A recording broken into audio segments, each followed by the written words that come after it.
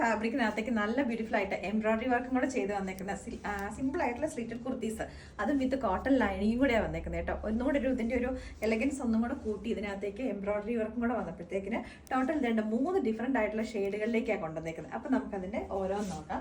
First one വന്നേക്കുന്നത് ഞാനിപ്പോൾ ഇട്ടിരിക്കുന്ന ഒരു ലൈറ്റ് ഒരു ഗ്രേപ്പ് കളർ, അതിന്റെ യോക്ക് പോർഷനിലേക്ക് എംബ്രോയിഡറി വർക്ക് കൊടുത്തേക്കുന്ന ഒരു ഗ്രീൻ കളറിലെ ലീഫും അതുപോലെ തന്നെ ഡസ്റ്റി ആയിട്ടുള്ള ഒരു പിങ്ക് കളറിലെ നല്ല ബ്യൂട്ടിഫുൾ ആയിട്ടുള്ള ഫ്ലോറൽ എംബ്രോയിഡറി ആട്ടോ. ഇത് വന്നേക്കുന്നത് സ്ലിറ്റഡ് ആണ്. സ്ലീവിന്റെ എൻ പോർഷനിലേക്കും സെയിം തന്നെ എംബ്രോയിഡറി വർക്ക് കൊടുത്തിട്ടുണ്ട്. അപ്പോൾ ഇതിന്റെ ലാർജ് ടു 3XL സൈസ് വരെ നമ്മളിപ്പോൾ അവൈലബിൾ ആക്കിയിരിക്കുന്നത്. അപ്പോൾ ഈ ഐറ്റത്തിന്റെ പ്രൈസ് നമ്മൾ കൊണ്ടുവന്നേക്കുന്നത് 865. നെക്സ്റ്റ് ഷെയ്ഡ് വന്നേക്കുന്നത് ലൈറ്റ് ഒരു പിങ്ക് ആട്ടോ, ഒരു പേസ്റ്റൽ പിങ്ക് എന്ന് പറയും. നമ്മുടെ ഓണിയൻ പിങ്കിനെക്കാട്ടിലൊക്കെ ഭയങ്കര ലൈറ്റ് ആയിട്ടുള്ള ഒരു പിങ്കാണ് വന്നേക്കുന്നത്. അപ്പോൾ ഇതിന്റെ യോക്ക് പോർഷനിലേക്ക് കൊടുത്തേക്കുന്ന എംബ്രോയിഡറിയുടെ കോമ്പിനേഷൻ എന്ന് പറയുന്നത് മെറൂൺ ആൻഡ് ഗ്രീനാണ്. അപ്പോൾ അതുകൊണ്ട് തന്നെ ഞാൻ ഇതിനകത്തേക്ക് മെറൂൺ കളറിലെ ബോട്ടമാണ് യൂസ് ചെയ്തേക്കുന്നത്.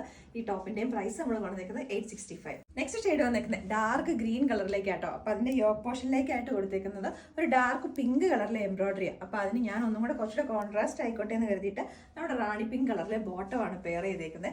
അടിപൊളിയായിട്ടുള്ള ഐറ്റമാണ്, എന്നാൽ ഏറ്റവും സിമ്പിൾ ആയിട്ടാണ് വന്നേക്കുന്നത്.